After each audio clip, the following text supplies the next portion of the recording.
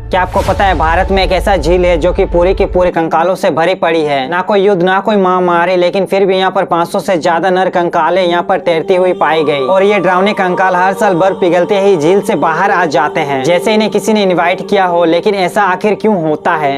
रूपकुंड झील उत्तराखंड राज्य के चमोली जिले में हिमालय की गोद में स्थित है, जो लगभग समुद्र तल से 16,500 फीट की ऊंचाई पर स्थित है। यह झील ज्यादातर समय बर्फ से ढकी रहती है, जिसकी वजह से ये डरावने कंकाल हमसे छिपे रहते हैं। लेकिन जैसे ही साल का जून जुलाई आता है तो यहाँ से बर्फ पिघलने लगते हैं और ये सैकड़ों मानव डरावने कंकाल हमें दिखने लगते हैं। इस झील का नाम रूपकुंड लेक है, जिसे नॉर्मली लोग कंकालों का झील भी कहते हैं। इसे पहली बार 1942 में ब्रिटिश फॉरेस्ट गार्ड ने इस झील में दर्जनों कंकालें देखी थी। उसने सोचा ये जापानी सैनिक के कंकाल होंगे जो कि भारत में चुपचाप घुसने की कोशिश कर रहे थे उस समय। जिसके बाद तुरंत ही ब्रिटिश आर्मी ने इसे रिसर्च के लिए भेज दिया। लेकिन इसके बाद जो सामने आया सभी को चौंका दिया। दरअसल यहाँ पर कंकालों की उम्र हजारों सालों से ज्यादा थी। जब इन हड्डियों में डीएनए टेस्टिंग और कार्बन डेटिंग से पता चला कि इन हड्डियों में से कुछ कंकाल 850 ईडी के आसपास की है, इसके अलावा कुछ तो 1800 ईडी के आसपास की बताई गई। सबसे हैरानी वाली बात यह है कि इन सब की मौत सिर्फ एक ही तारीख को हुआ था। बट ऐसा पॉसिबल आखिर कैसे हो सकता है? जब इस पर रिसर्च किया गया तो वैज्ञानिकों को पता चला कि इनके खोपड़ियों में चोटों के निशान थे, जैसे किसी ने इन्हें ऊपर से गोल पत्थरों की मदद से वार किया हो। जिस पर थ्योरी कहती है कि एक समय में 300 से ज्यादा यात्री अपने तीर्थ यात्रा पर जा रहे थे, तभी अचानक ऐसे ओलों का तूफान आया जो कि काफी बड़े साइज के थे, जो बहुत तेजी से उनके सिर पर गिरे, जिसकी वजह से उन्हें चोट लग गई और उनकी मौत वहीं पर हो गई। लेकिन आज भी गांव के लोग यहाँ पर कुछ अलग ही इसके बारे में कहानी बताते हैं। दरअसल गांव के लोगों का मानना यह है कि यह रानी का श्राप था, जो अपने सेना के साथ इस रास्ते से ट्रेवल कर रहे थे। इसके अलावा इसके ऊपर बहुत सारे थ्योरीज है, जिसे हम अगले वीडियो में जानेंगे। तो तब तक के लिए इस चैनल को सब्सक्राइब कर दें।